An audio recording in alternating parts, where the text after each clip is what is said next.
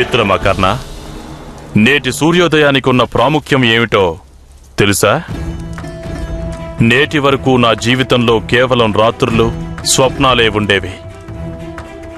కానీ ఇక మీదట అన్ని శుభోదయాలే ఉంటాయి. అంతేకాదు, నా స్వప్నాలన్నీ నెరవేరుతాయి. ఇక మీ స్వప్నాలన్నింటినీ నెరవేర్చేందుకు మీకు అండగా నేనెప్పుడూ ఉంటాను.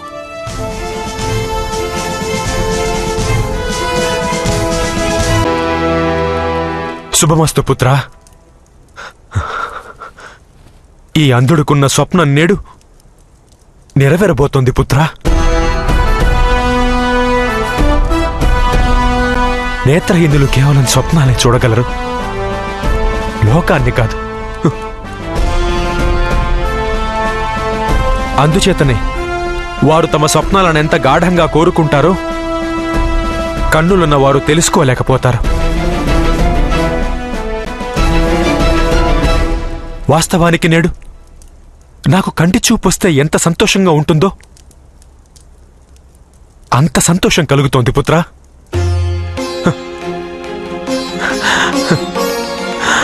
వెళ్ళు పుత్రా, వెళ్ళు.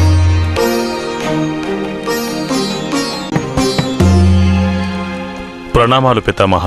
ఆయుష్మాన్ భవ. ఎవరైతే కేవలం స్వప్నాలే చూస్తారో వారు లోకాన్ని చూడలేరు. వారు నేత్రహీనులనిపించుకుంటారు. నేడు నీ స్వప్నం పరిపూర్ణం కానున్నది. నాకు విశ్వాసముంది పుత్రా, నీవు కూడా చూపుని పొందగలవు. మేనల్లుడా,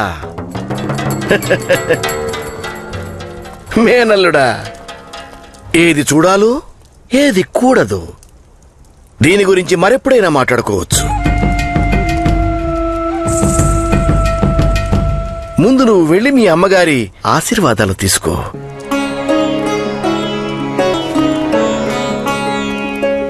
ప్రణామాలు మాత. ప్రణామాలు పెద్దన్నయ్య. శుభమస్తు పుత్రా. పుత్రా దుర్యోధన, పాత వస్త్రాల మీద మనం కొత్తగా చేతికుట్టు చేసినప్పుడు పాత ఆకృతులను కూడా మెరుగుపరచడం జరుగుతుంది.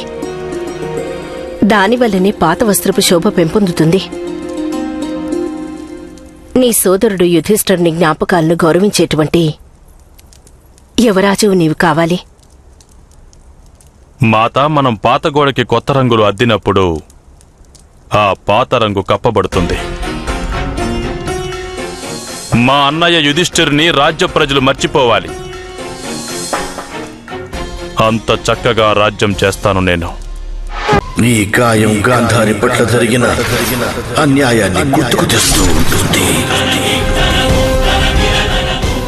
మహారాజు గారు సంతోషించేది దుర్యోధనుని యువరాజుగా పట్టాభిషక్తుణ్ణి చేసినప్పుడే.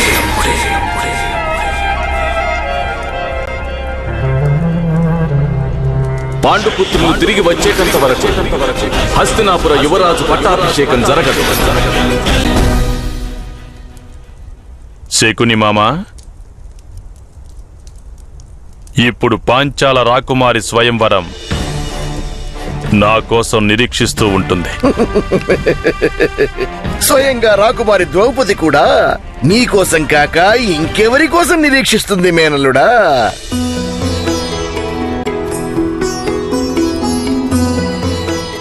పుత్రులారా, కాసేపు విశ్రమించండి. ఎంతోసేపుగా నా భారం మోస్తున్నారు, అలసిపోయి ఉంటారు. తమ మాతను భారంగా భావించేవారు తప్పకుండా అలసిపోతారు. మీరు దిగులు పడకండి మాత. వీరందరూ అలసిపోతే నేనున్నాను కదా. నేను వీరికి ముందుగానే చెప్పాను, నేనొక్కడనే పల్లకీ మోస్తాను అని. కానీ వీరెవ్వరూ ఒప్పుకోరు కదా. మాకు కూడా మాతను సేవించుకునే భాగ్యం దక్కాలి కదా భీమన్నయ్య. అయినా మీరు మాతో పాటు పల్లకీని మోయవచ్చు కదా. నేనెంత పొడవో చూసావా?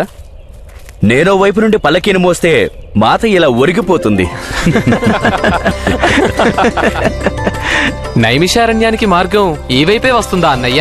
మార్గంలో ఏదైనా గ్రామం కానీ ఆశ్రమం కానీ కనిపించవచ్చు. అక్కడ మనకెవరైనా దారి చూపిస్తారు. రండి రండి. ఇక్కడ వనంలో 3 రోజులుగా నేను మీకోసమే నిరీక్షిస్తున్నాను.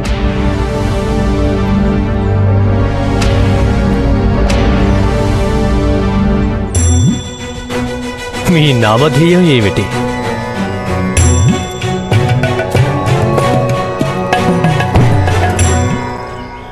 మీరు పేరైనా తెలియని వ్యక్తి కోసం ఇలా ఏ విధంగా నిరీక్షించగలుగుతున్నారు?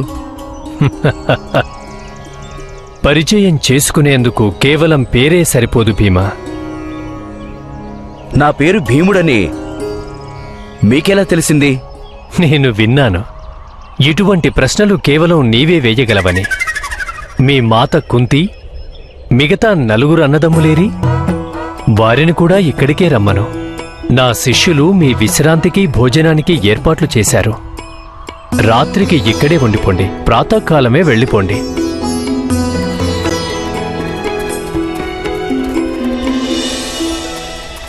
మహర్షి వేదవ్యాస, ప్రణామాలు.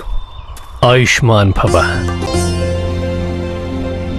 నాకు ముందే తెలుసు, వారణావర్తనంలోని అగ్ని పాండుపుత్రులను ఎప్పటికీ దహించలేదని. కానీ మహర్షి, లోకంలో అందరూ మేం మరణించామని అనుకోవడమే మాకిప్పుడు మంచిది. ప్రభు, మేము ఏదైనా అనుచిత నిర్ణయం తీసుకున్నామా? మానవుడు ఒక భ్రమలో ఉంటాడు. నిర్ణయాలన్నింటినీ తనే స్వయంగా తీసుకుంటున్నాడని.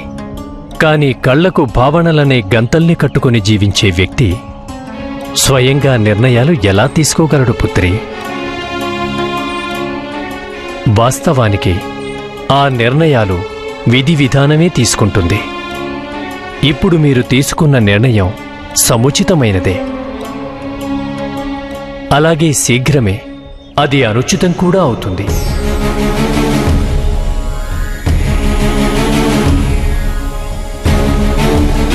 అంటే అర్థం? అంటే ఏమీ లేదర్జున. ఆ విషయం మీకు మహారాజు ద్రుపదుని నగరం కాంపిల్యంలో తెలుస్తుంది. రేపు ప్రాతకాలమే ఇక్కడి నుంచి బయలుదేరి నైమిషారణ్యానికి వెళ్లే దారిలో మీరందరూ కాంపిల్యంలో తప్పకుండా విశ్రమించండి. 107 మంది రాజపురుషులు వివాహం చేసుకోవాలన్న కాంక్షతో ఇక్కడికి విచ్చేశారు.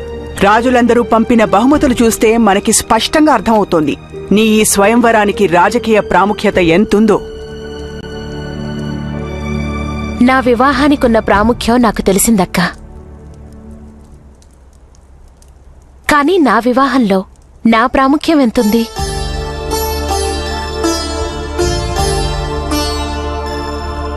అలాంటి ప్రశ్నలు నువ్వెందుకు అడుగుతున్నావు ద్రౌపది?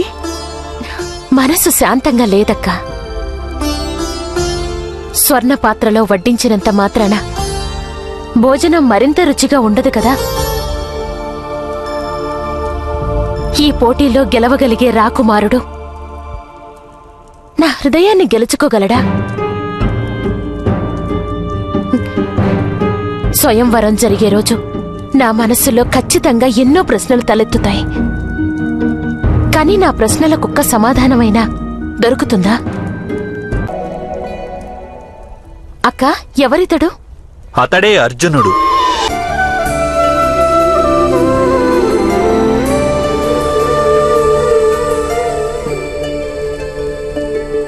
ప్రణామాలు. ప్రణామాలు. ద్రుపద మహారాజుల వారు ఇలాంటి అనేక చిత్రాలను గూఢచారుల ద్వారా పంపించారు. ఆర్యవర్తనంలో అన్ని మూలలకు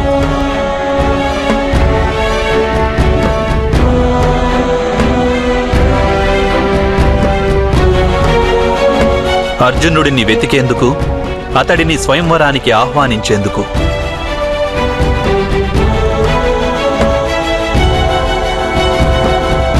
స్వయంవరానికి అర్జునుడు ఇక్కడికి రావాలని, నీ వివాహం అతడితో జరగాలని ద్రుపద మహారాజుల వారి కోరిక.